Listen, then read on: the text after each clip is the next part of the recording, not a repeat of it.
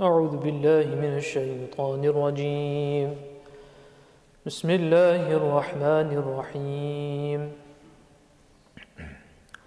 يا أيها الذين آمنوا لا تتخذوا اليهود والنصارى أولياء بعضهم أولياء بعض ومن يتولهم منكم فإنه منهم إن الله لا يهدي القوم الظالمين فترى الذين في قلوبهم مرض يسارعون فيهم يقولون نخشى أن تصيبنا دائرة فعسى الله أن يأتي بالفتح أو أمر من عنده فيصبحوا على ما أسروا في أنفسهم نادمين ويقول الذين آمنوا أهؤلاء الذين أقسموا بالله جهد أيمانهم إنهم لمعكم حبطت أعمالهم فأصبحوا خاسرين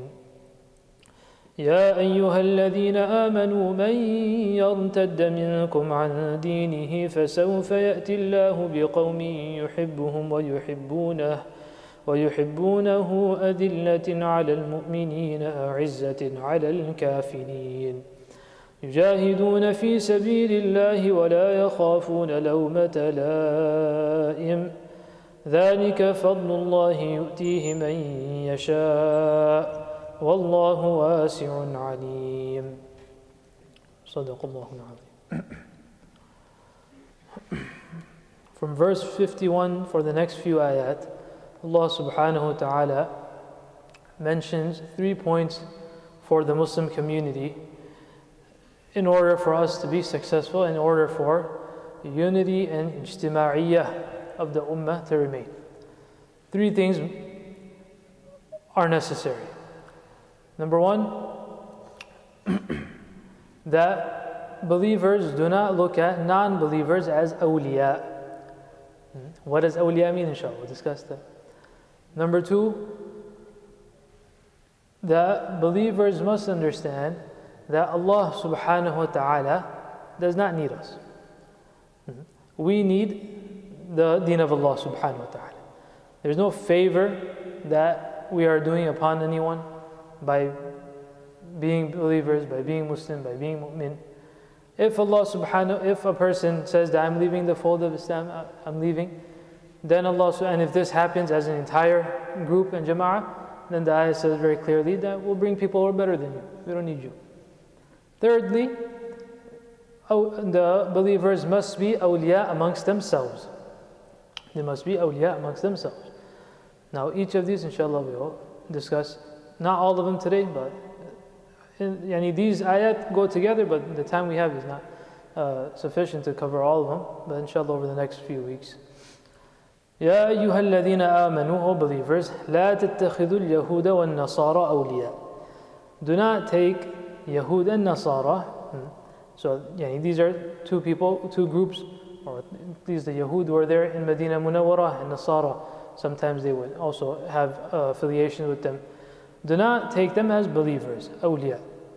What does wali awliya mean?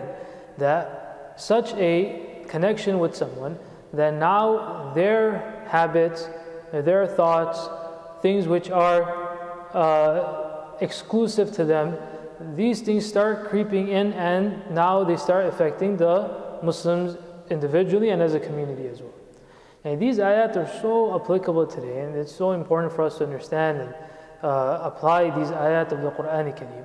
And these are points, as I said, the Quran Kareem points out to us in order for us to survive as an ummah. Not something which is just, by the way. It's not nafil. If you do it, it's okay. If you don't do it, it's just something preferable. It's better you do it. No. This is a core point and a core aspect in order for the Muslim community to survive. And where is this being told to the Sahaba?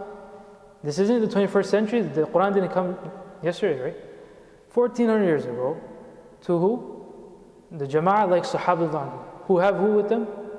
Rasul Sallallahu Alaihi Wasallam. Where? They didn't live in Chicago, America. In Medina Munawwarah. Such a Mubarak place, such a Mubarak time. The Nabi of Allah is there. Yet the Quran al-Karim is saying that you have to be so aware of such aspects. That if you let these things creep in, then that's the end of the ummah. How much more do we today, where we live surrounded by kufr, have to be aware and wary of these aspects? Protecting our iman, making sure that no aspect of kufr is coming into us, setting blocks for that. Extremely important. A couple of Jummahs ago when I spoke on this is what I was speaking on. And you'll see there are so many Muslim families. Alhamdulillah, those that come to the masjid, they have some ta'alluq. Those that do not, how many of them have a Christmas tree in their home today?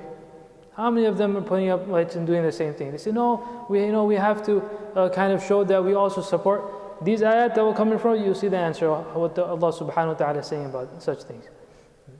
Yani the Quran al-Karim, the way it draws a picture for us over here, is that these are the qualities of munafiqun. Very severe. The Quran al-Karim is in this.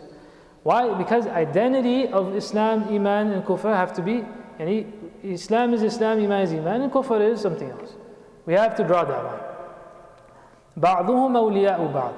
Because the reality is, the Quran says that they are also only awliya amongst themselves. They won't look at you as awliya. Elsewhere the Quran al-Karim says that until you don't completely leave your Iman and your belief, and until you don't come totally to this side, they will never accept you. That's just human mentality. Everyone does that. And until you're not 100% with them, they'll always say, yeah, but they may not say it, but it is there. بَعْضُهُمْ أَوْلِيَاءُ بَعْضٍ وَمَنْ يَتَوَلَّهُم مِّنْكُمْ فَإِنَّهُ مِنْهُمْ. Whoever has a relationship of tawalli, yani being wali, as I explained what wali means, فَإِنَّهُ مِنْهُمْ, then he is from amongst them. Now, needless to say, the way we're not saying that this means a person shows animosity, a person is hostile toward his neighbors. No. There's a fine line between what the Quran al-Karim here is saying, not being awliya and wali, versus having normal human character with someone. Display of good character. So display of good character, saying hello, hi, sharing things with your neighbor, or just smiling at someone, that is to show akhlaq, that is character. That's one thing. What we're speaking about is that there's such a connection and such a deep friendship that now their adat and their habits and their ideas and thoughts are now coming into this, which is happening. And even if it's not directly, then indirectly, right? Because everyone watches TV or sees some shows, and not only that, now these are things which people, Muslim kids, admire. Not just kids, Muslims in general. They admire. They look at it and say, this is what we want to be, how you want to be. This is the lifestyle that we want to adopt. All kufriyat. Inna Allah la yahdi al-qawm al-zalimin. Indeed, Allah subhanahu wa ta'ala does not guide those that are oppressive. فَتَرَى الَّذِينَ فِي قُلُوبِهِمْ مَرَضٍ. Allah subhanahu wa ta'ala says that those people, you see that there is a sickness in their heart. يُسَادِعُونَ فِيهِمْ. They rush towards them. يَقُولُونَ نَخْشَى أَن تُصِيبَنَا دَائِرَةً. These ayat are so relevant today. The same arguments. They said, no, we fear that if, on a rainy day, if something happens, if we don't keep these connections with them, tomorrow when there's a rainy day, then they won't be there to help us. نَخْشَى أَن تُصِيبَنَا دَائِرَةً. If some affliction comes, then what are we going to do? We'll be left. No one's going to be there to help. Politically, we have to do this and we have to be friends. Exact same thing that you heard today. Quran al-Karim, نَخْشَى أَن تُصِيبَنَا دَائِرَةً.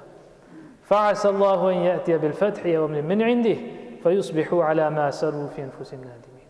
The Quran al-Karim says that they'll see that when Allah subhanahu wa ta'ala brings fath and Allah subhanahu wa ta'ala brings victory to the believers, then they will see that and they will feel very ashamed and regret what they had done. عَلَى مَا أَسَرُّوا فِي أَنفُسِهِمْ. What they had hidden in their hearts. So although we won't say that believers who do this, we won't say they become munafiq, but these are habits and characteristics of nifaq.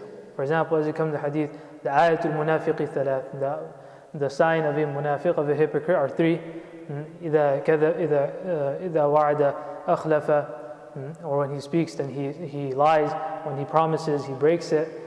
وَإِذَا عَاهَدَ غَدَرَ. So obviously, a person, if he lies, doesn't mean he automatically becomes munafiq. It doesn't behoove a believer to do such things. وَيَقُولُ الَّذِينَ آمَنُوا, and the believers will say, أَهَؤُلَاءِ الَّذِينَ أَقْسَمُوا بِاللَّهِ جَهْدَ أَيْمَانِهِمْ. Yesterday they were taking oaths, they know we are true believers, but then this is how they're acting. إِنَّهُمْ لَمَعَكُمْ, they say we are with you. حَبِطَتْ أَعْمَالُهُمْ فَأَصْبَحُوا خَاسِرِينَ. All of their a'mal have become zero. حَبِطَتْ أَعْمَالُهُم. And tomorrow they will be losers يوم القيامة. So that was the first point. The first point we said, الاجتماعية of the ummah, is that the ummah has to see believers as awliya, that they do not take non-believers as awliya. And then now the second point, يَا أَيُّهَا الَّذِينَ آمَنُوا مَن يَرْتَدَّ مِنكُمْ. We'll stop at this side. The O believers, whoever renegades and whoever turns back upon Islam, فَسَوْفَ يَأْتِ اللَّهُ بِقَوْمٍ. Allah subhanahu wa ta'ala will bring a nation. يُحِبُّهُمْ وَيُحِبُّونَهُ. They will have love for Allah, they will have mahabbah for Allah, and Allah subhanahu wa ta'ala will love them.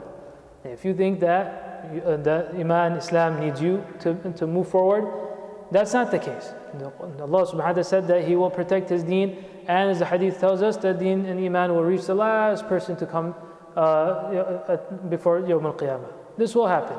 The question is that, am I going to be part of that equation? Will I be there will I also be accepted in this effort? أَذِلَّةٍ عَلَى الْمُؤْمِنِينَ. Now, a few qualities of such believers, that when it comes to believers, they are very soft with them. They'll have sublime qualities. أَذِلَّةٍ عَلَى الْمُؤْمِنِينَ. That now when it comes to the issues of deen, yani for their personal things, they won't fight. They won't fight and they won't argue, they won't quarrel. They're ready to give up their rights when it comes to their personal things. When it comes for the sake of Allah, for the deen, the haqq they will never give up. But when it comes to personal things, they're not going to make an issue of fighting amongst believers. أَذِلَّةٍ عَلَى الْمُؤْمِنِينَ أَعِزَّةٍ عَلَى الْكَافِرِينَ. That when it comes to disbelievers, that they will be staunch, that they will never leave their deen for batil and for falsehood. يُجَاهِدُونَ فِي سَبِيلِ اللَّهِ. They will struggle, they will strive in the path of Allah subhanahu wa ta'ala. So it's not just mere character, but if the ummah wants to move forward, they have to sacrifice. So it's not, for example, if a person says, I'm going to be very nice to my family members, smile at them, say I love you to my kids and to my family members, but when it comes to going to work, I'll just take a back seat. So how is this family going to work? Being nice, it's one thing, right? That's there. You have to be like that, good to your family. But you also struggle. You also struggle to feed the family. You also go and work and bring things in. So same way. Character is one thing. We're nice to one another, etc. Show beautiful akhlaq. But then how does this deen move forward? Akhlaq is one thing. That's one part of it. So struggling, whatever is applicable to a person in that place, in that time, that mujahadah a person has to do. يُجَاهِدُونَ فِي سَبِيلِ اللَّهِ وَلَا يَخَافُونَ لَوْمَةَ لَائِمٍ. And they don't fear anyone's rebuke. This is extremely important. That what will someone say if I say this? If I do this? If two Muslims meet in public and they say salam, what will someone say? Petty things today Muslims are scared to say. لا يخافون لومة لائم. ذلك فضل الله يؤتيه من يشاء. This is only from the grace of Allah. Allah Ta'ala gives whoever He wills. Wallahu wasi'un alim. That if you are scared of others, then know that Allah Subhanahu wa Ta'ala is wasi', He's all-encompassing. Alim, Allah Subhanahu wa Ta'ala knows who has what in their heart, who has true iman and who hides nifaq. We make dua that Allah Subhanahu wa Ta'ala makes us true believers and accepts us for the khidmah and service of His deen.